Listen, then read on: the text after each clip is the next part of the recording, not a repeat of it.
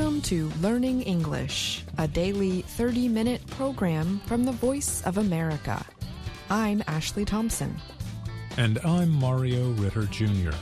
This program is designed for English learners, so we speak a little slower and we use words and phrases especially written for people This is what you will hear on today's program. Jill Robbins has a report on a Chinese company's humanoid robots. Dan Friedel reports on a blood sugar device athletes are using to improve performance. Katie Weaver tells about scientists' hunt for small stars, planets, and conditions for life. Then Katie tells us about a special word in the report. We wrap things up with the lesson of the day. Here is Jill. Engineers at the Chinese company X Robots are developing human-like robots at a factory in China's northeastern coastal city of Dalian. Their goal is to increase the ability of the company's robots to show facial expressions and emotions. Robot body parts like arms, feet, and heads are spread out around the factory. The parts are made from a soft, movable material called silicone. And human-like robots in different stages of construction can be found nearby. Drawings of robot designs are on a wall. Li Boyang is X Robot's chief executive. He said, "We have our own software and algorithm teams." Algorithms are commands or rules that a computer program follows. Robots need them to operate. Li said, "There are many basic models and algorithms that are commonly open source, which everyone uses.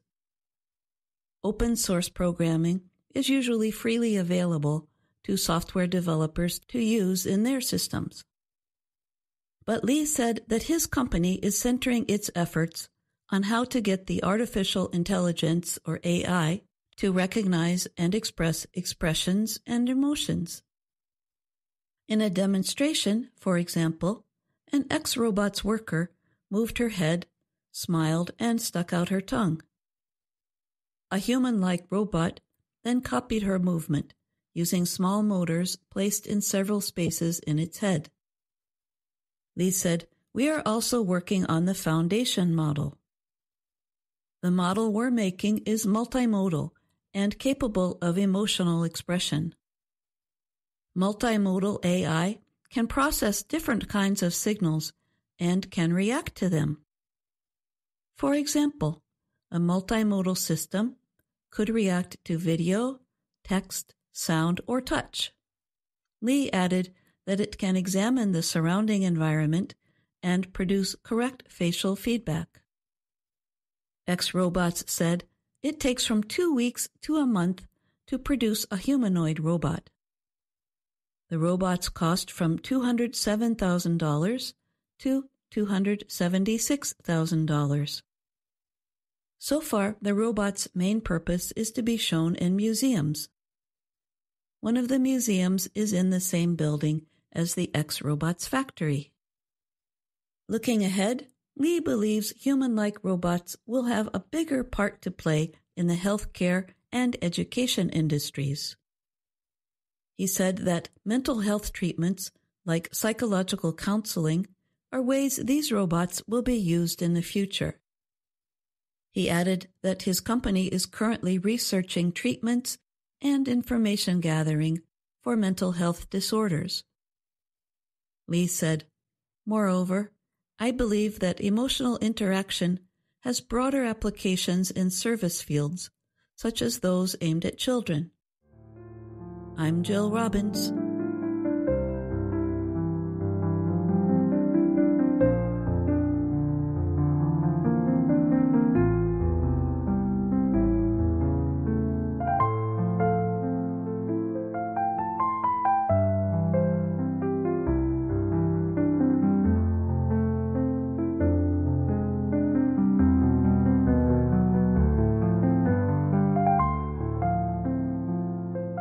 Medical device companies Abbott and Dexcom make small devices that attach to the skin and monitor the amount of glucose or sugar in the blood. These devices were first made to help people with diabetes. Diabetes is a medical condition that prevents the body from properly digesting sugar and turning it into energy. The devices permit people to make changes to their diet or take medication, such as insulin, to help control their glucose levels. But the devices are also being used by some Olympic athletes. The monitors help runners and swimmers learn how the food they eat affects their energy level. Dutch long-distance runner Abdi Najai is paid to wear a device made by Abbott. Najai was the silver medal winner at the Tokyo Olympics. He will try to get another medal during this summer's Olympics in Paris, France. The Games begin on July 26th. Najai pays attention to his sleeping and eating each day, so it makes sense that he would pay attention to the sugar in his blood. That's your energy, actually. That's your fuel. We have to monitor that, said Najai. The information that comes from the monitor helps Najai get closer to an effortless or stress-free run. The devices are called continuous glucose monitors, or CGMs. In the past, they required a prescription from a medical doctor, but now, although there is no official proof that the devices help with athletic performance, the companies that make them are getting permission to sell them to regular people. I do see a day where a CGM is certainly going to be used outside of diabetes in a big way, said Dexcom's Chief Operating Officer Jacob Leach. In March, the U.S. gave Leach's company permission to sell its Stelo device without a prescription. It is expected to go on sale this summer. Abbott pays Kenyan marathoner Eliud Kipchoge to wear its device. He has won the last 2 Olympic marathons. He uses the device to monitor his calories and the intensity of his workouts. Abbott said its device, called Libre Rio, will also be available soon without a prescription. Both companies saw sales growth of over 20% for their wearable CGMs for diabetes patients in 2023. A research company called Global Data sees the growth continuing at a rate of 15% per year through 2031 as more people become interested in using the devices to help with weight loss. Sports researcher Philippe Larson sees the CGMs as a way to better understand the exertion levels of serious athletes. Larson is a professor at the Swedish School of Sport and Health Sciences. A big guesswork for endurance athletes has always been, am I training hard enough, or am I training too hard? It seems with CGMs we have a better understanding, he said. Larson also works with a company called Sfexa, which researches sports performance. He has already examined CGM data from some athletes and sports teams. Larson notes there is little proven science about how to help athletes perform better using the data that comes from the monitors. Most researchers cannot give you the exact answers. In 5 years, we will know 10 times as much as we do now, he said. But the possibility of finding important data means many people are looking into monitoring blood glucose. Greg Cox is a sports dietitian and associate professor at Bond University in Australia. He works with swimmers, rowers, and track and field athletes. Cox said a recent test of top athletes proved inconclusive. The test restricted an athlete's calories before an intense exercise session. He and Larson said they were unsure how valuable a CGM would be for a regular person who used it without medical supervision. But for the companies that make the devices, the non-medical market is large. Abbott says it believes the CGMs will help people lead healthier lives with improved energy, mood, focus, sleep. I'm Dan Friedel.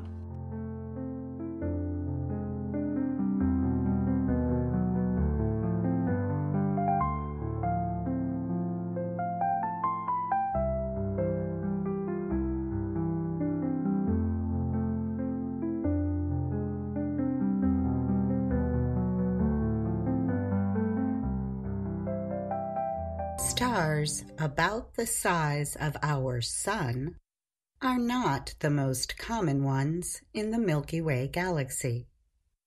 Much smaller stars are far more common. Of all the stars in our galaxy, these small stars host the most planets.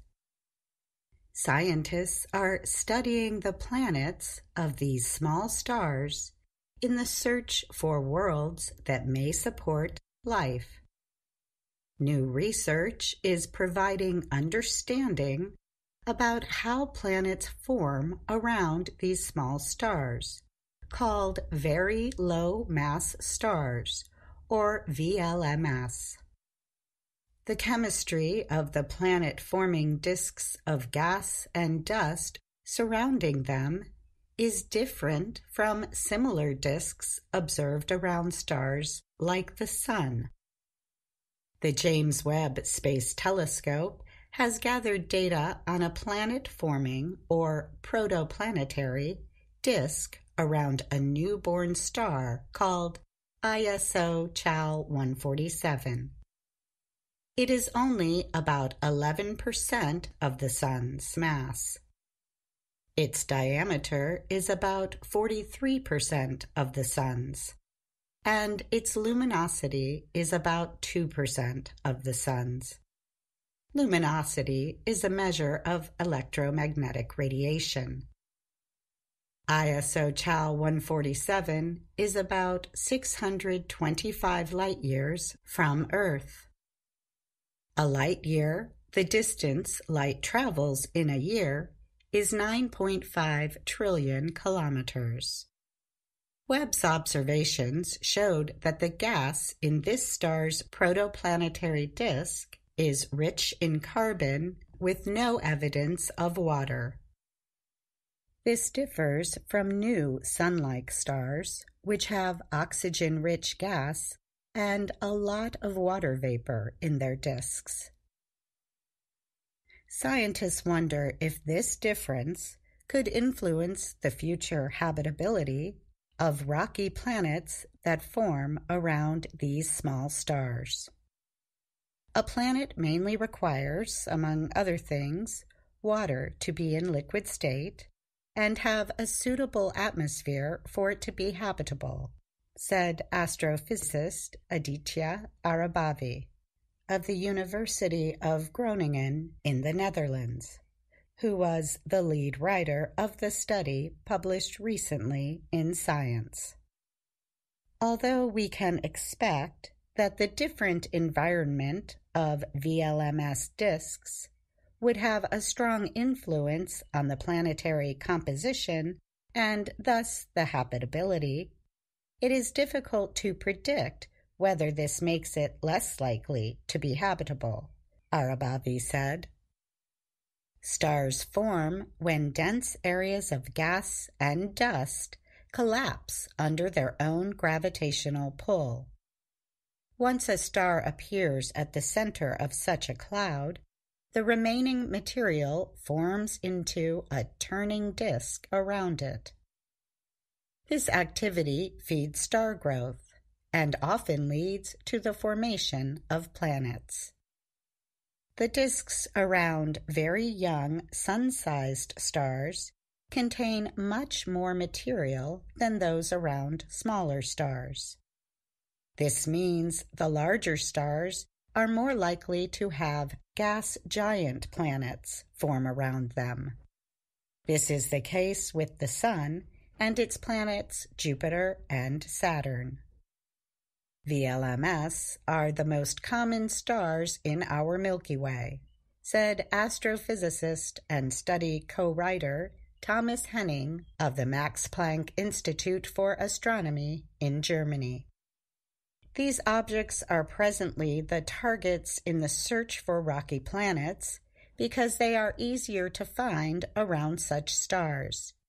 In addition, the masses of their planet-forming disks are in general too small to form giant planets, but large enough to form rocky planets, Henning said. Scientists have already identified rocky planets orbiting very low-mass stars, including some that orbit at the right distance to support life. I would expect that the planets would remain habitable if they are located in the zone where liquid water can exist, Henning said. Still very young, ISO Chal 147 may become a kind of very low-mass star called a red dwarf. The star's diameter is only about 4 times greater than Jupiter's. Our Sun's diameter is about 10 times larger than Jupiter's. Webb, which began operating in 2022, also identified ethane in ISO Chal 147's protoplanetary disk. The discovery marks the first time the gas has been found outside our star system. The research also found other carbon gases never before observed in such a disk. Webb is certainly helping us by providing invaluable data that was never possible before, Arabavi said. I'm Katie Weaver.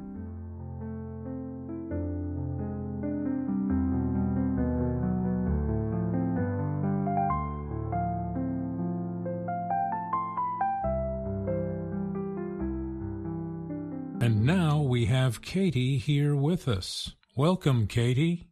Hi, Mario. Thanks for having me on the show.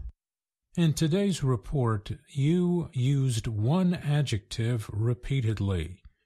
Can you guess the word I'm talking about? Yep. I think you are talking about habitable. Am I right? You've got it. Well, I'm happy you brought it up because it is a useful word.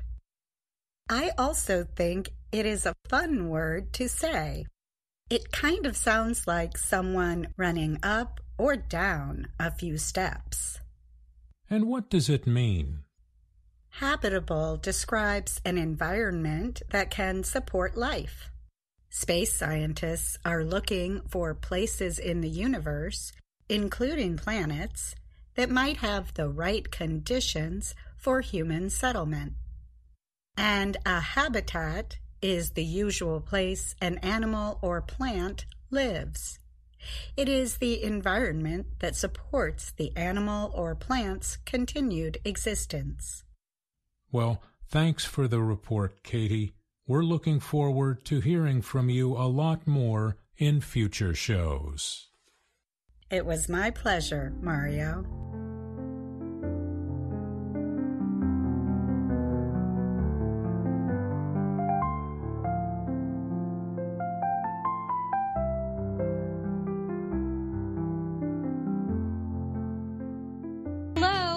My name is Anna Mateo.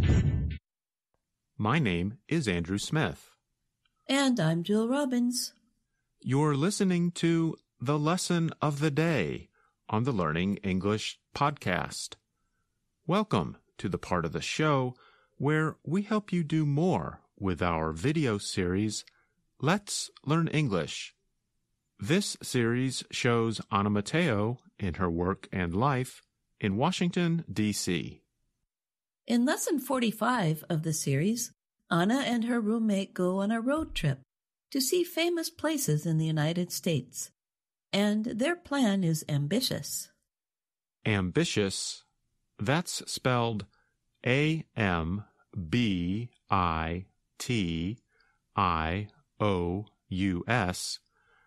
means that a plan or goal is on a large scale or perhaps difficult to do. Anna and Marcia hope to see famous places all over the U.S. So their plan is ambitious because the U.S. is very large. To see all the things they want to see, they will be traveling for weeks. That's true. They plan to drive north from Washington, D.C. to New York City and then head west all the way to California. So that's what we call a coast-to-coast trip, all the way from one ocean to the other. In this case, from the Atlantic to the Pacific. That's a trip of almost 4,000 kilometers. And then they have to drive back. I guess we could call that a coast-to-coast-to-coast trip. I never thought of it that way, but I guess you're right. Let's listen to Anna and Marcia talk about some of the things they will be seeing. Hi, Marcia. Hi. I packed my bags and I am ready to go.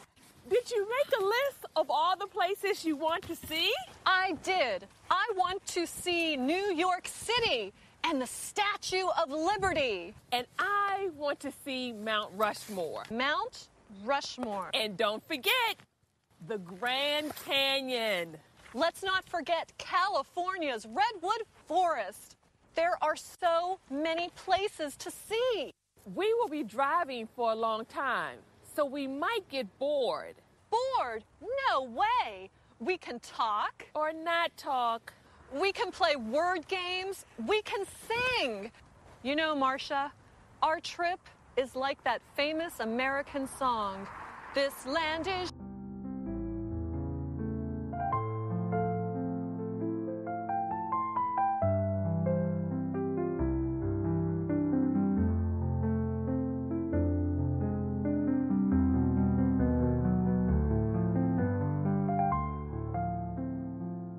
Marcia and Anna were singing the song called "This Land Is Your Land."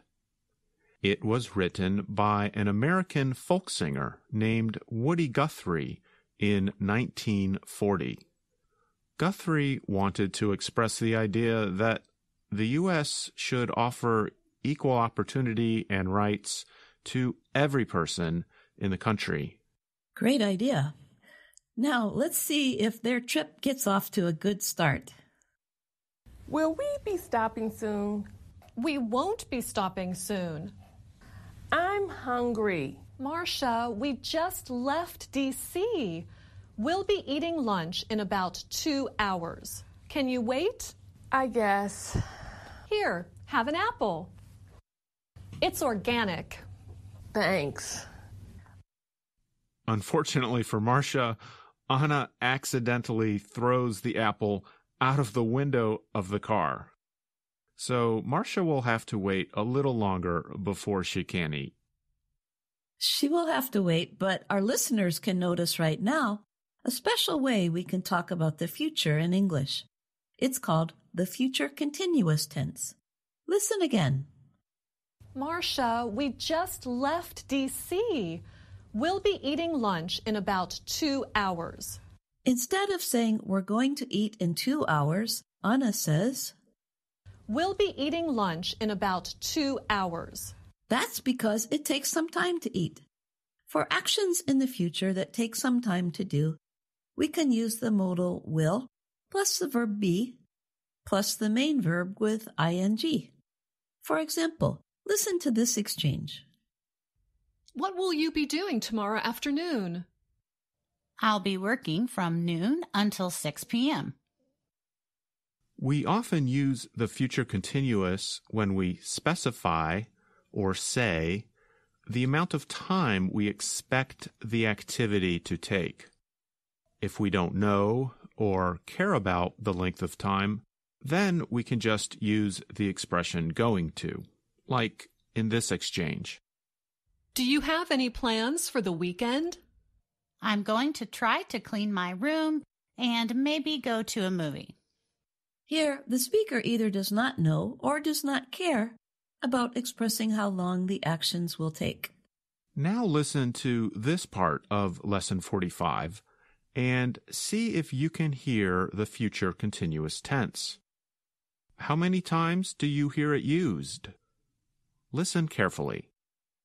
We will be entering North Dakota any minute now. North Dakota? We are going in the wrong direction. We want to go to South Dakota.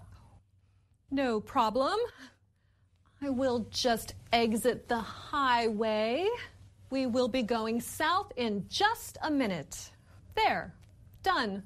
We're going south. Okay, we will be stopping for gas and a bathroom break in about an hour. Anna used the tense 3 times. We will be entering North Dakota any minute now. We will be going south in just a minute. Okay, we will be stopping for gas and a bathroom break in about an hour. And most native speakers join together the 2 words we and will with the contraction. Instead of saying we will, people say we'll. We combined the subject and the word will together, like this: I'll, you'll, he'll, she'll, we'll, and they'll. Now, let's listen to one more quick example from Lesson 45. Okay, we will be arriving in New York City very soon. I can't wait to see the Big Apple. You can hear the future continuous when Marcia says, we will be arriving. She expresses an expectation about the time by using the word soon. Also, we should note that the Big Apple is a nickname for New York City. Other cities in the U.S. have nicknames too. Chicago is called the Windy City because its politicians talked so much. Detroit is called the Motor City because many American cars and trucks are built there. And Denver is called the Mile High City because it is about 1 mile, or 1,600 meters, above sea level. It's fun to learn the nicknames of cities. I grew up in a city they called the Crossroads of America. Listeners, what are the nicknames of some cities or towns in your country? Write to us at learningenglish@voanews.com and let us know. And now, before we go, here's one last example of the future continuous. This is from a song written in 1938, and it uses the future continuous in its title. It's a song about seeing people again after you have missed them. Jill, do you know what song I'm talking about? I think I do. Is it I'll Be Seeing You?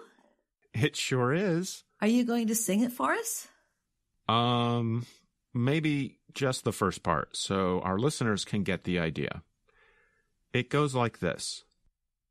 I'll be seeing you in all the old familiar places that this heart of mine embraces all day through. A little high for me. And we'll be seeing you, in a sense, soon on the next lesson of the day on the Learning English podcast. Thanks for listening. I'm Jill Robbins. And I'm Andrew Smith. And that's our program for today. Join us again tomorrow to keep learning English through stories from around the world. I'm Ashley Thompson. And I'm Mario Ritter Jr.